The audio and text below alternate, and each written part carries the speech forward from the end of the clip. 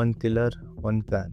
ಒಂದು ಫೋಟೋಯಿಂದ ಇಡೀ ಕೇಸೇ ಅಲ್ಲೋಲ ಕಲ್ಲೋಲ ಆಗಿದೆ. This is one of the most disturbing true crimes cases America has ever seen. This is Samantha Konak's case.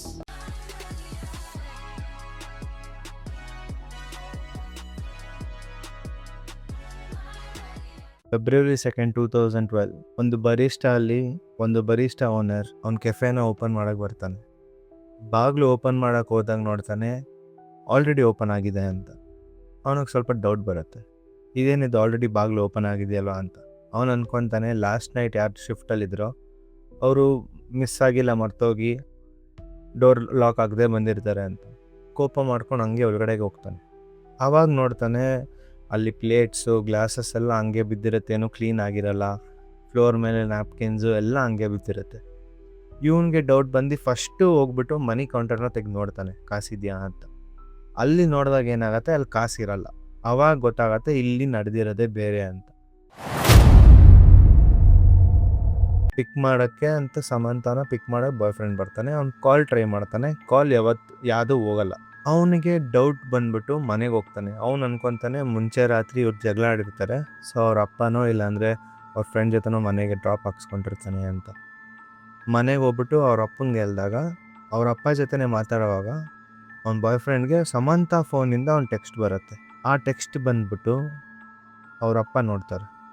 ಅದೇನನ್ನದೆ ಅಂದರೆ, ನನಗೆ ಗೊತ್ತು ನೀನು ಏನು ಮಾಡಿದ್ಯಾ, ನಾನು ನನ್ನ ಫ್ರೆಂಡ್ ಮನೆಗೆ ಹೋಗ್ತಾಯಿದ್ದೀನಿ, ನಾನು ನಾಳೆ ಬರ್ತೀನಿ ಅಂತ 3 ಗಂಟೆ ರಾತ್ರಿಯಲ್ಲಿ ಬರುತ್ತೆ. ಅದನ್ನು ನೋಡಿದಾಗ ಅವ್ರ ಅಪ್ಪಂಗೆ ಡೌಟ್ ಬರುತ್ತೆ. ಯಾಕಂದರೆ ಸಮಂತ ಅಂತ ಹುಡುಗಿ ಅಲ್ಲ.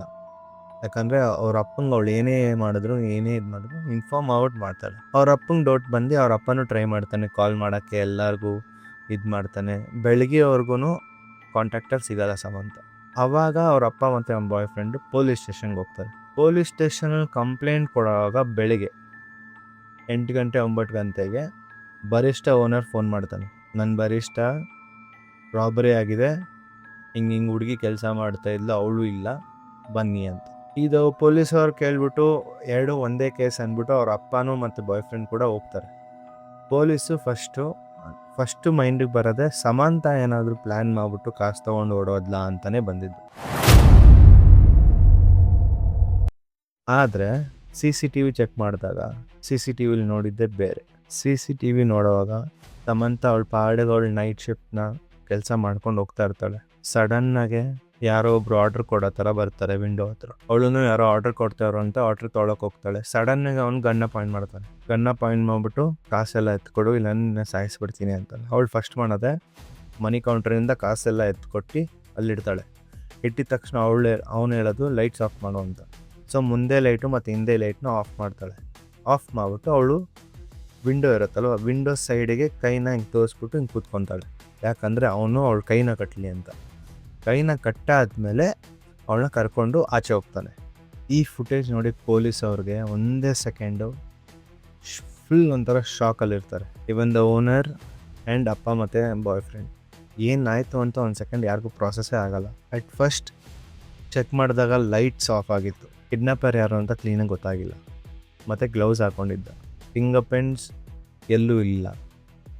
ಬರಿಸ್ಟಾ ಫುಲ್ ಫಿಂಗರ್ ಪ್ರಿಂಟ್ಸ್ ಇದ್ದಿದ್ದೆ ಸಮಂತದ್ದು ಮತ್ತು ಬೇರೆ ವರ್ಕರ್ಸ್ದು. ಸೊ ಪೊಲೀಸವರು ಇದನ್ನು ಇನ್ವೆಸ್ಟಿಗೇಷನ್ ಹಂಗೆ ಸ್ಟೆಪ್ ಬೈ ಸ್ಟೆಪ್ ತೊಗೊಳೋಣ ಅಂತ ಅವ್ರ ಕೆಲಸ ಅವ್ರು ಮಾಡ್ತಿದ್ರೆ, ಈ ಕಡೆ ಸಮಂತ ಅವರಪ್ಪ ಇಡೀ ಆ್ಯಂಕರೇಜ್ನ ಅವ್ರ ಲೋಕಲ್ಸ್ನ ಸರ್ಚ್ಗೆ ಹೆಲ್ಪ್ ತೊಗೊಂಡ್ರು. ಸಾವಿರಾರು ಜನ ಬಂದರು ಹೆಲ್ಪ್ ಮಾಡೋಕ್ಕೆ. ಇಡೀ ಊರನ್ನೇ ಹುಡುಕಾಡಿದ್ರು, ಯಾರು ಇದು ಕಿಡ್ನ್ಯಾಪ್ ಮಾಡಿರೋದು, ಎಲ್ಲೋದು ಏನು ಅಂತ. ಆದರೆ ಡೇಸ್ ಆಯಿತು, ವೀಕ್ಸ್ ಆಯಿತು, ಸಮಂತ ಬಗ್ಗೆ ಏನೂ ಗೊತ್ತಾಗಿಲ್ಲ. 3 ವಾರ ಆದಮೇಲೆ ಸಮಂತ ಫೋನಿಂದ ಅವ್ನ ಬಾಯ್ ಫ್ರೆಂಡ್ಗೆ ಒಂದು ಟೆಕ್ಸ್ಟ್ ಬರುತ್ತೆ. ಆ ಟೆಕ್ಸ್ಟ್ ಅವ್ನು ನೋಡಿದ ತಕ್ಷಣ ಅವ್ರ ಅಪ್ಪನ ಹತ್ರ ತೊಗೊಂಡೋಗ್ತಾನೆ. ಅದರಲ್ಲಿರುತ್ತೆ, ಈ ಪಾರ್ಕಿಗೆ ಬಾ, ಅಲ್ಲೊಂದು ಬ್ಯಾಗ್ ಇರುತ್ತೆ, ಅದ್ರಲ್ಲಿ ಬ್ಯಾಗ್ನ ನೋಡು ಅಂತ. ಈ ಪಾರ್ಕಿಗೆ ಹೋಗ್ತಾರೆ. ಅಲ್ಲೊಂದು ಪಾರ್ಕಲ್ಲಿ ನೋಟಿಸ್ ಬೋರ್ಡ್ ಇರುತ್ತೆ. ಯೂಶಲಿ ಪಾರ್ಕ್ಸಲ್ಲಿ ಒಂದು ನೋಟಿಸ್ ಬೋರ್ಡ್ ಇರುತ್ತಲ್ಲ, ಅಲ್ಲೊಂದು ಮಿಸ್ಸಿಂಗ್ ಫೋಟೋ ಇರುತ್ತೆ ನಾಯಿದು. ಆ ನಾಯಿದು ಮಿಸ್ಸಿಂಗ್ ಫೋಟೋ ಕೆಳಗಡೆನೆ ಒಂದು ಜಿಪ್ಲಾಕ್ ಬ್ಯಾಗ್ ಇರುತ್ತೆ. ಆ ಜಿಪ್ಲಾಕ್ ಬ್ಯಾಗಲ್ಲಿ ಅದರಲ್ಲಿ ಇನ್ಫಾರ್ಮೇಷನ್ ಸಮಂತದ್ದು. ಅದನ್ನು ತೆಗ್ದು ನೋಡ್ತಾರೆ. ಜಿಪ್ಲಾಕ್ ಬ್ಯಾಗ್ನ ತೆಗೆದ್ಬಿಟ್ಟು ನೋಡ್ತಾರೆ ಅದರಲ್ಲಿ ಏನಿದೆ ಅಂತ. ಅದರಲ್ಲಿ ಒಂದು ಲೆಟರ್ ಇರುತ್ತೆ, ಟೈಪ್ ಮಾಡಿರೋ ಲೆಟರು, ಮತ್ತು ಒಂದು ಫೋಟೋ. ಲೆಟರಲ್ಲಿ ಇರುತ್ತೆ, ನನಗೆ $30,000 ಬೇಕು, ನಾನು ನಿಮ್ಮ ಮಗಳನ್ನ ನಾನು $30,000 ನಂಗೆ 6 ಮಂತ್ಸಿಗೆ ಸಿಕ್ಕಿದ್ರೆ ನಾನು 6 ಮಂತ್ಸ್ ಆದಮೇಲೆ ನಿಮ್ಮ ಮಗಳನ್ನ ನಾನು ಬಿಡ್ತೀನಿ ಅಂತ. ಇವ್ರಿಗೆ ಕಾಸೆಲ್ಲ ಓಕೆ, ಇದೆಲ್ಲ ಓಕೆ, ಆದರೆ ನನ್ನ ಮಗಳು ಬದುಕಿದಲ್ಲ ಇಲ್ವಾ ಅಂತ ಪ್ರೂಫ್ ಬೇಕಾಗಿತ್ತು. ಅದೇ ಆ ಫೋಟೋ. ಆ ಫೋಟೋಲಿ ಸಮಂತ ಹಿಂಗೆ ಕೂತಿರೋದು, ಕ್ಯಾಮ್ರಾನ ಸ್ಟ್ರೈಟ್ ನೋಡ್ತಾ ಇರೋದು, ಸ್ಮೈಲ್ ಇಲ್ಲ, ಏನಿಲ್ಲ. ಪಕ್ಕದಲ್ಲಿ the kidnapper is holding the news paper.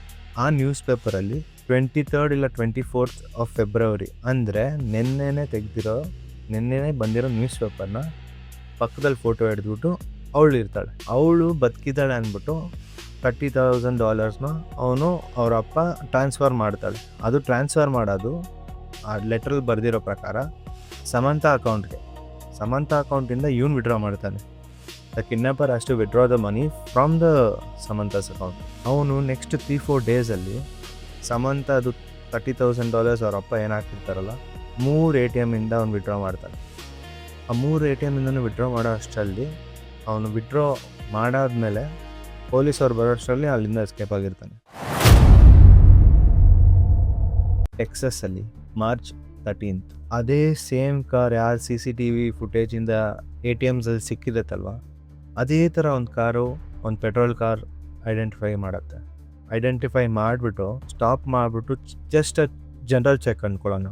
Check ಮಾಡಿದಾಗ ಅದರಲ್ಲಿ ಅವ್ನ ಡ್ರೈವಿಂಗ್ ಲೈಸೆನ್ಸ್ ನೋಡಿದಾಗ ಅವನ ಹೆಸರು ಬಂದ್ಬಿಟ್ಟು ಇಸ್ರೇಲ್ ಕೀಸ್ ಅಂತ ಇರುತ್ತೆ. ಇವನೇನೆ ನನಗೆ ಸಸ್ಪೆಕ್ಟ್ ಅಂತ ಅಂದ್ಕೊಂಡು ಪೊಲೀಸವರು ಫುಲ್ ಕ್ರಾಸ್ ವೆರಿಫೈ ಮಾಡಿಬಿಟ್ಟು ಅವನ್ನ ಕಸ್ಟಡಿಗೆ ಕರ್ಕೊಂಬರ್ತಾರೆ. ಕಸ್ಟಡಿಗೆ ಕರ್ಕೊಂಡು ಬಂದು ಸ್ವಲ್ಪ ಕ್ವಶನ್ ಎಲ್ಲ ಮಾಡಾದ್ಮೇಲೆ ಮತ್ತು ಅವ್ನ ಕಾರ್ನ ಚೆಕ್ ಮಾಡಾದ್ಮೇಲೆ ಅವ್ರಿಗೆಲ್ಲ ಕಾರ್ ಒಳಗಡೆ ಡಿಕ್ಕಿಯಲ್ಲಿ ಸ್ವಲ್ಪ ಸಸ್ಪೀಷಿಯಸ್ ಥಿಂಗ್ಸ್ ಎಲ್ಲ ಸಿಗುತ್ತೆ ಅವ್ರಿಗೆ. ಆವಾಗ ಪೊಲೀಸವರು ಡೌಟ್ ಬಂದು ಆವಾಗ ಸ್ಟಾರ್ಟಿಂಗಲ್ಲಿ ಅವನೇನು ಒಪ್ಕೊಳ್ಳಲ್ಲ. ಆದರೆ ಸ್ಲೋ ಆಗಿ ಯಾವಾಗ ಇವರು ಕ್ವಶನ್ಸ್ ಎಲ್ಲ ಸ್ವಲ್ಪ ಪ್ರೆಷರ್ ಹಾಕೋಕ್ಕೆ ಬಿಟ್ಟರು, ಈ ಫೈನಲಿ ಬ್ರೇಕ್ಸ್, ಈ ಕನ್ಫೆಸ್ಡ್. This was one of the most disturbing things police had ever come across. ಯಾಕಂದ್ರೆ Israel Keys, he had no plans to release her. Israel Keys always wanted to kill Samantha the day he kidnapped her, and that is what happened. Everything else was just a manipulation, deception ಅಂತಾನೆ ಹೇಳ್ಬೋದು. ಯಾಕಂದ್ರೆ ಯಾವತ್ತು Samantha kidnap ಆದ್ಲು, the next day she was dead. He never had the intention of keeping her alive. He always wanted to kill her. ನಿಮ್ಗೊಂದು doubt ಬರ್ಬೋದು, ಮತ್ತೆ ಆ ransom photo ಅಲ್ಲಿ ಇದ್ದಿದ್ದು ಯಾರು ಅಂತ. ಬಟ್ ಹಿಯರ್ಸ್ ದ ಥಿಂಗ್, ಆ ಫೋಟೋ ಅಲ್ಲಿ ಇದ್ದಿದ್ದು ಸಮಂತಾನೇ. ಆ್ಯಂಡ್ ಆ ಫೋಟೋ ಕೂಡ 3-4 ವಾರ ಆದಮೇಲೆ ತೆಗೆದಿರೋದೆ. ಸಮಂತಾನ ಒಂದು ಆ ಶೀಟಲ್ಲಿ ರ್ಯಾಪ್ ಮಾಡಿಬಿಟ್ಟು ಅವ್ನ ಪಾಡಿಗೆ ಅವನು ಅವ್ಳ ಮಗಳ ಜೊತೆ ಟೂರ್ಗೆ ಹೋಗಿದ್ದ. 2-3 ವಾರ ಬಿಟ್ಕೊಂಡು ಬಂದಾಗ ಅವನ ಹತ್ರ ಕಾಸಿರಲಿಲ್ಲ. ಕಾಸಿಗೋಸ್ಕರ ಸಮಂತ ಬಾಡಿನ ತಿರ್ಗಾ ಅನ್ರ್ಯಾಪ್ ಮಾಡಿಬಿಟ್ಟು ಕೂರಿಸಿ ಅವ್ನಿಗೆ ಎಷ್ಟಾಗತ್ತೋ ಅಷ್ಟು ಮೇಕಪ್ ಹಾಕ್ಬಿಟ್ಟು ಅವಳು ಮುಚ್ಚಿರೋ ಕಣ್ಣ ತೆಗೆದುಬಿಟ್ಟು ಸ್ಟಿಚ್ ಮಾಡಿದ್ದ. ಸ್ಟಿಚ್ ಮಾಡಿ ಗೊತ್ತಾಗ್ದಿರೋ ಥರ ಆ ನ್ಯೂಸ್ ಪೇಪರ್ ಪಕ್ಕ ಫೋಟೋ ಹಿಡ್ದು ರ್ಯಾನ್ಸಮ್ಗೆ ಕಳಿಸಿದ್ದು. ಅವಳು ಆಲ್ರೆಡಿ ಸತ್ತೋಗಿದ್ಲು. ಆಲ್ಮೋಸ್ಟ್ 3 weeks ಆಗಿತ್ತು. ಪೊಲೀಸ್ ಇನ್ನು ಇನ್ವೆಸ್ಟಿಗೇಟ್ ಮಾಡಿದ್ಮೇಲೆ ಗೊತ್ತಾಯಿತು Samantha was never is first victim ಅಂತ. ಅವ್ನು ಎಷ್ಟು ಜನನ ಸಾಯಿಸಿದಾನೆ ಅಂತ ಇವಾಗವರೆಗೂ ಯಾರಿಗೂ ಗೊತ್ತಿಲ್ಲ. ಥಿಯರೀಸ್ ಮತ್ತು 11 ಜನನ ಸಾಯಿಸಿದಾನೆ ಅಂತ ಡೌಟ್ ಇದೆ. ಯಾಕಂದರೆ ಅವ್ನು ಜೈಲಲ್ಲಿ ಇದ್ದಾಗ 11 ತಲೆಗಳನ್ನ ಅವ್ನು ಡ್ರಾ ಮಾಡಿದ್ದ ಬ್ಲಡ್ಡಲ್ಲಿ. Nobody knows how many has killed and what has done with them ಅಂತ. ಈ ಕೇಸ್ ಮಾತ್ರ ಲೈಟಿಗೆ ಬಂದು ಎಲ್ಲರಿಗೂ ಗೊತ್ತಾಯಿತು. ಸಮಂತ ಕೊಯಿಯಾಕ್ಸ್ case was the most disturbing case because of the magnitude of the case, and ಅವಳಿಗೆ ಏನೇನೆಲ್ಲ ಅವಳು ಏನೇನೆಲ್ಲ ಹೋಗ್ಬೇಕಾಗಿತ್ತು, ಎಷ್ಟು ಕಷ್ಟ ಆಗಿತ್ತು ಅಂತ. Israel Keys was not just a killer, he was a serial killer. He had killed many people across the country. ಅವನು ಅಡ್ಮಿಟ್ ಮಾಡಿರ್ಬೋದು, ಆದರೆ ಯಾವುದಕ್ಕೂ ಎವಿಡೆನ್ಸ್ ಸಿಕ್ಕಿಲ್ಲ, ಯಾರದಕ್ಕೂ ಪ್ರೂಫ್ ಸಿಕ್ಕಿಲ್ಲ ಅವ್ನು ಇಷ್ಟು ಜನ ಸಾಯಿಸಿದಾನೆ ಅಷ್ಟು ಜನ ಸಾಯಿಸಿದಾನೆ ಅಂತ. ಆದರೆ ಅವ್ನು ಸಾಯಿಸಿರೋದ್ರಲ್ಲಿ ಒಬ್ಬಳ ಸ್ಟೋರಿ ಮಾತ್ರ ಇಡೀ ಜಗತ್ತಿಗೆ ಗೊತ್ತು. ಈ ಥರ ಡಿಸ್ಟರ್ಬಿಂಗ್ ಸ್ಟೋರೀಸ್ ಇನ್ನು ನೋಡಬೇಕು ಅಂದರೆ please subscribe our channel and will bring more content to you. Thank you for watching.